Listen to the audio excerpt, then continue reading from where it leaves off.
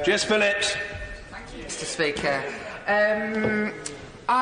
This is the first time I'm speaking in any of the Brexit debates, although I have a way of making my opinion well known to the public elsewhere. I'm really, really sick of the way that the government has gone about this and is now basically saying it's my way or the highway. And the highway is rocky and bad, and they're asking all of us in this House to walk down a road that has no surface and we can't see the end of it. And they expect that sort of a cover-all, like we care about the national interest because we've got this really bad plan and you're not walking down it, as if we don't all care about the national interest. You know, the people on those benches over there don't own the national interest. It's not the same as nationalism.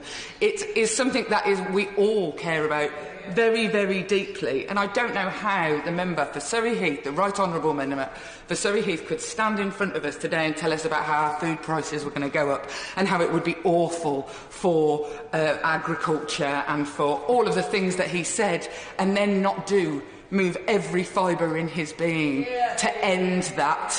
If I was in his position, and the whole let's not be talking about revoking, as the honourable member just talked, well, let's be serious. If any of us cared more about our elections, in fact cared less about our elections and more about the national interest, we'd be having a really deeply serious conversation about making this stop and starting to talk about the things that the people where I live talk about. Because do you know what? In this whole will of the people that others have touched on, we're terrified of the people in this country, in this House. Why are we so terrified of them? This 17.4 million, they all think this because I think this, and I'm going to make sure that I'm going to lay over my own opinions onto 17.4 million people that everybody in this building does.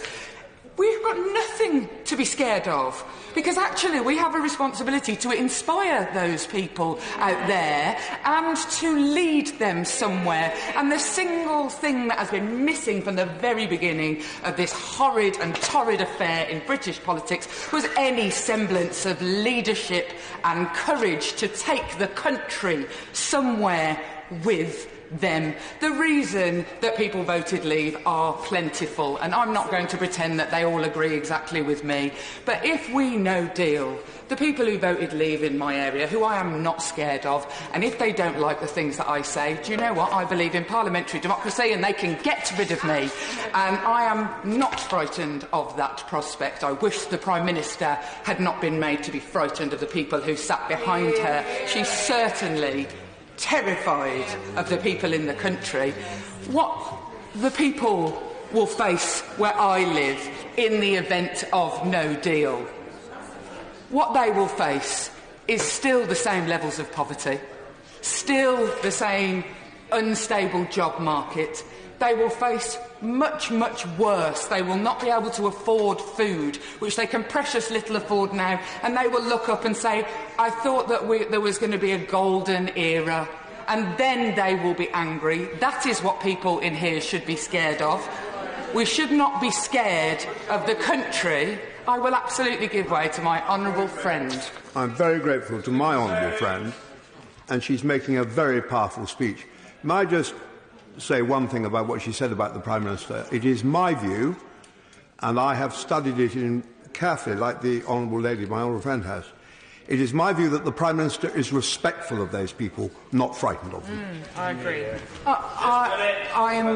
He knows the Prime Minister considerably better than me. Perhaps if the Prime Minister had ever tried to talk to me about any of this, or people who live in seats like where I live, we could have had a much better conversation in here. I don't know her. To me, she looks like a rabbit in the headlights. She looks like somebody who isn't actually willing to say the real facts and say, this is really bad for the country. So we hear it in briefings, in bars, in Brussels, instead of hearing it directly from a woman who should genuinely feel the courage to say, do you know, I'm terrified of all the things that were outlined by the member for Castleford and Pontefract. She should say, I'm terrified of the security implications. I am terrified for the food price implications. I'm terrified for the trade implications. And do you know what?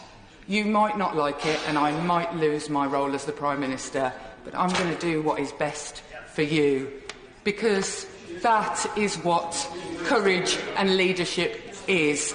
And whilst I respect deeply the people where I live, I noticed how selective the ERG are about caring about their needs. They want them when they back up their idea of Northern Town Leave voters. They don't want them so much when they need to give them welfare.